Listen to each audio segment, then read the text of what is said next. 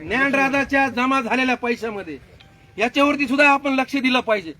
त्याच्यानंतर त्यांच्या ज्या काही प्रॉपर्ट्या अजून एमपीआयडी आणि ईडीला सुद्धा काही दादाच्या प्रॉपर्ट्या माहित नाहीत, वारंवार आपण त्या प्रॉपर्ट्या त्यांच्या नातेवाईकाच्या नावावर असणाऱ्या ज्या काही प्रॉपर्ट्या आपण पोलीस प्रशासनाला गृह विभागाला सांगून देखील त्याच्याकडे दुर्लक्ष केलं जाते। मग हे का दुर्लक्ष केलं जाते? सगळ्या मंत्र्यांना सगळ्या आमदारांना आता आपल्या बीड जिल्ह्यामधून जर सांगायचं झालं तर दादा परवा दिवशी मला आदरणीय आपले ठेवीदारांच्या प्रश्नावरती जे प्रश्न नेहमी मांडतात दस अण्णांचा फोन आला, मला म्हणले 4-8 दिवसांमध्ये बैठक लागणार आहे। अण्णा म्हणलं याच्या अगोदर आपल्या 4 बैठका झाल्या, बैठका होतात आणि फक्त 2 दिवस कारवाई होती, त्याच्यानंतर जैसे ते परिस्थिती होती। दादा आतापर्यंत ज्ञानराजा आणि इतर मल्टीस्टेटच्या दारामध्ये पोरं लटकेलेत, फाशी घेतली छत्रपती मल्टीस्टेटच्या संदर्भामध्ये, दारामध्ये फाशी घेऊन सुद्धा अद्यापर्यंत संतोष भंडारीला अटक झालेली नाही। ज्ञानराजाचे सगळे संचालक अटक झालेले नाहीत।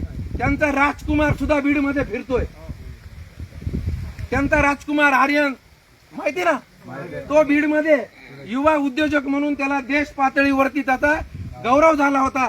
त्याच्या कंपनीने सुद्धा दादा लाखो रुपयांचा फ्रॉड केलेला आहे।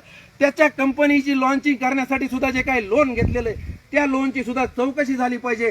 त्या पोराला सुद्धा याच्यामध्ये आता आरोपी केलं पाहिजे, कारण ते आता 18 वर्षाचे झाले। कारण आमचे आतापर्यंत 54 लोक मेलेत, आज एक माणूस जर मेला तर सगळा महाराष्ट्र हळहळ करतो, परंतु आमच्या या गोरगरीब मायमावल्यांचे 24 ठेवीदार मृत पावलेले तरी या सरकारला जाग येत नाहीये। माझ्या माता भगिनी माझ्या बहिणींचे लग्न अद्याप राहिलेले आहेत। दादा परवा दिवशीचा तर एक असा किस्सा आहे, मित्राच्या बहिणीला पाहुणे आले, पसंती झाली आणि पोराकडच्या परिस्थितीबद्दल त्यांनी जाणून घेतलं आणि त्यांना कळालं की ह्यांना बायपास मधले पैसे आलते 50-60 लाख रुपये, आणि त्यांना कळालं हे ज्ञानराजामध्ये सोयरीक मोडली। म्हणजे ही सुद्धा परिस्थिती निर्माण झालेली आहे। रेल्वेचा पैसा, बायपासचा पैसा, सेवानिवृत्त झाल्यानंतर पेन्शनचा पैसा, आणि राबणाऱ्या माझ्या माता भगिनी ज्या आहेत ना, कष्ट करतात, शेतामध्ये खुरपतात, एक रुपये 50,000, 1 लाख, 2 लाख, दादा जेवढी रक्कम झालेली आहे आता जमा, सुरुवातीला जे छोटे ठेवीदार आहेत त्यांना वाटप करण्याचं नियोजन सुद्धा तुम्ही लावा। आणि दादा तुम्ही जर एकदा मनावरती घेतलं, महाराष्ट्र जाणत नाही तर अख्खा देश जाणतो की जरांगे पाटलांनी जर ठरवलं तर तो प्रश्न तात्काळ मिटतो। म्हणून आम्ही तुमच्याकडे आलो,